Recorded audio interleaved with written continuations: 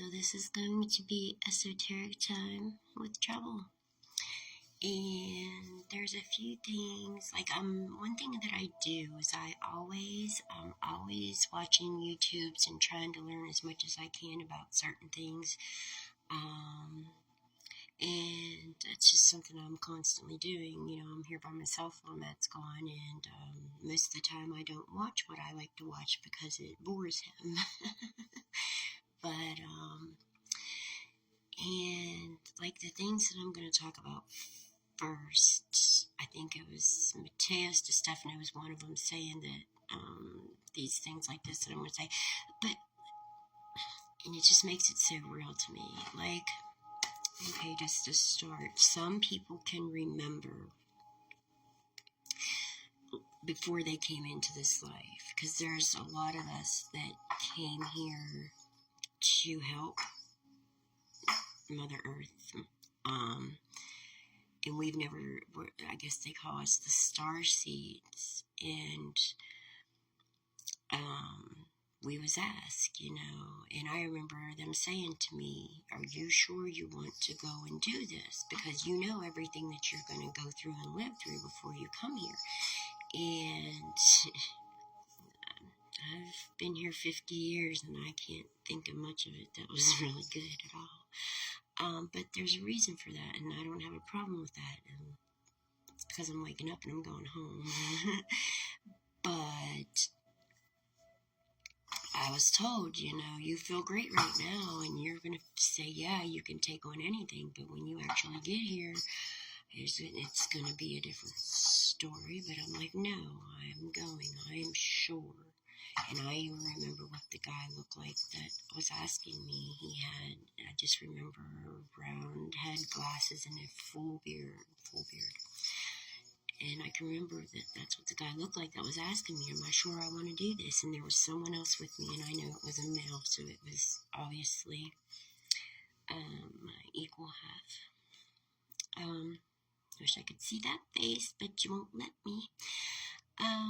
So yeah, I do remember that. And the moon, yeah, I was going to talk about the moon, since I only have like little 10-minute things here. So what I know about the moon, and this is what I was told about the moon, and I remember my past life before this, I died very young, and I used to have that recurring nightmare every night about the big man following me into a trailer back into my bedroom. I remember trying to hide, and then I would hear a door open, and I'd wake up the same time. Of course, they're not going to make me go through that trauma over again, but I had that dream all the time up till like 8 or 9 or something like that, and then it quit. So that's probably how old I was when I died in my last lifetime.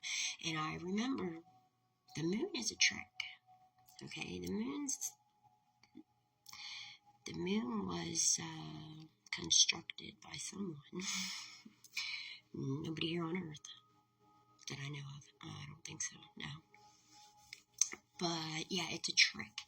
And there's a lot of people here that just keep getting thrown back into random lives. So you never know where they are. They've been lost for a long time. And there's a lot of different tribes finding their people and gonna take them home. And home, I'm guessing will be to 5D out of this hell, because if you wanted, there really is no hell. Dolores Cannon's right on that.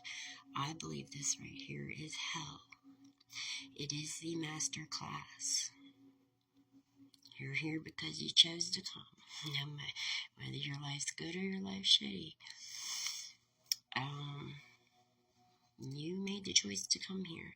But I remember I was so happy. I felt myself floating up. And I don't know how to describe it as I've seen it. But I remember getting to the moon. Getting ready to go past the moon up into where I knew people I loved were. I knew that's where I wanted to go. That was my home. And I got told, no, I have to go back. I have to go back down and do it again. And I remember how sad I was, and I was just like, no, I don't want to. I want to go home. And he's like, no. And then they tricked me, making me think that home was that way. And then I came back down. And then I came into this life, and I can remember being an infant in this life. I have been, you know how they say some of us are from the stars, and I totally believe I'm from the stars, because there was a time when I was a little kid, before my mind ever even went and thought about spiritual, esoteric stuff like this. Actually, I was down Hutchison Park, and I remember it was getting dark, and I knew I should have been home. I went and rode my bike. I was always by myself when I was little. I just go ride off on my bike and just go do things. I didn't care to be around people. I've always been alone. I mean, that's not sad or nothing. I've always, it all makes sense to me now. I'm just an old soul, and I know that I'm really never alone. Now I know that, but when I was a kid, I didn't know that. But I remember looking up into the sky for stars, and I seen stars, and then the next thing I knew, I remember I seen nothing but stars, and it just felt so good, and I'm like, wow, I'm home, yes, and it just felt so good. And I heard a voice say, no, you can't stay, you gotta go back. And the next thing I know, boom, there I am, still there on my way back home. But that feeling felt so good, and I seen nothing but just bright yellow stars everywhere. It was so weird. But yeah, I've had a lot of little things go on like that in my life that I just,